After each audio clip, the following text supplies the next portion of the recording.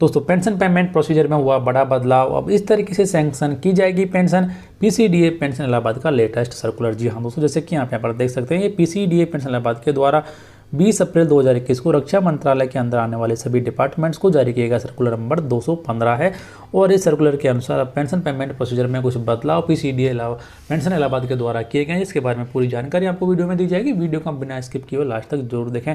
तो सबसे पहले इसका सब्जेक्ट भी हम यहाँ पर देख लेते हैं कि इम्प्लीमेंटेशन ऑफ स्पर्श फॉर डिफेंस सिविलियन पेंशनर्स, यानी कि अब जो डिफेंस सिविलियन पेंशनर्स हैं उनकी पेंशन स्पर्श सिस्टम के थ्रू ही सैंक्शन की जाएगी और इसके थ्रू ही सारा काम यहाँ पर किया जाएगा। हालांकि इससे पहले डीएडी, जेएस और सीएओ, कोस्ट गार्ड, डीआरडीओ और ओएफबी में स्पर्श सिस्टम को पहले से ही लागू किया हुआ है, लेकिन अब रक्षा मंत्रालय के अंदर आने वाले सभी डिफेंस सिविलियन ऑफिसेस में स्पर्श को लागू कर दिया जाएगा और स्पर्श के थ्रू ही पेंशन से जुड़ा हुआ सारा काम यहाँ पर किया जाएगा। तो ये पहला बड़ा बदलाव यहाँ पर होने जा रहा है।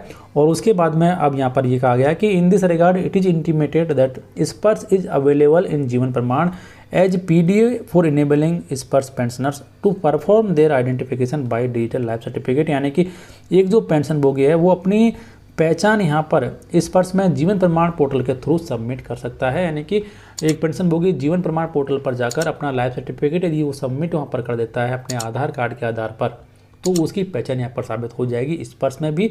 तो इसके लिए उसे कहीं और जगह जाने की आवश्यकता नहीं रहेगी। तो ये जो सारा काम है वो एक पेंशन भोगी अपने घर बैठे कर सकता है।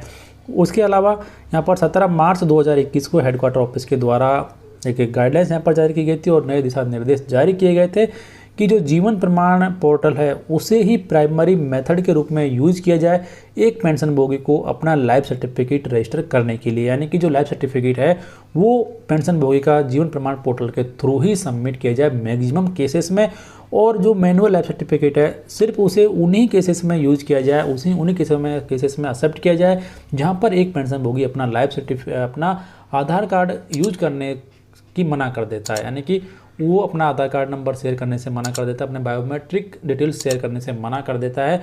सिर्फ उन्हीं केसेस में मैनुअल लाइफ सर्टिफिकेट को एक्सेप्ट किया जाए, बाकी सभी केसेस में जीवन प्रमाण पोर्टल के थ्रू ही डिजिटल लाइफ सर्टिफिकेट को एक्सेप्ट किया जाए। और इसके लिए पेंशन भोगियों को अधिक से अधिक प्रोत्साहित किया जाए जिससे उनकी पेंशन ना रुके और उनकी पेंशन समय पर उन्हें मिल सके।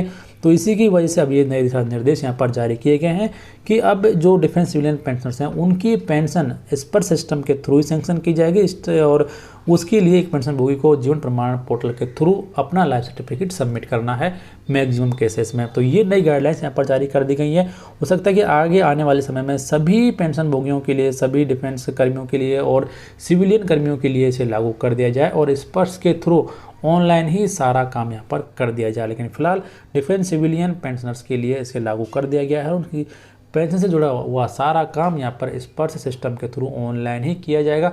इसका सबसे बड़ा फायदा ये होगा कि एक पेंशन भोगी को कहीं पर भी जाने की आवश्यकता नहीं पड़ेगी, वो घर बैठे अपना सारा काम कर पाएगा। तो फिलहाल इस वीडियो में इतना ही। वीडियो को लाइक और शेयर करें आपके दोस्तों के साथ, जिससे वो भी इस बड़ी अपडेट के बारे में जान सकें और बने रहें हमारे यूट्यूब चैनल के साथ हर एक लेटेस्ट अपडेट सबसे पहले जानने के लिए।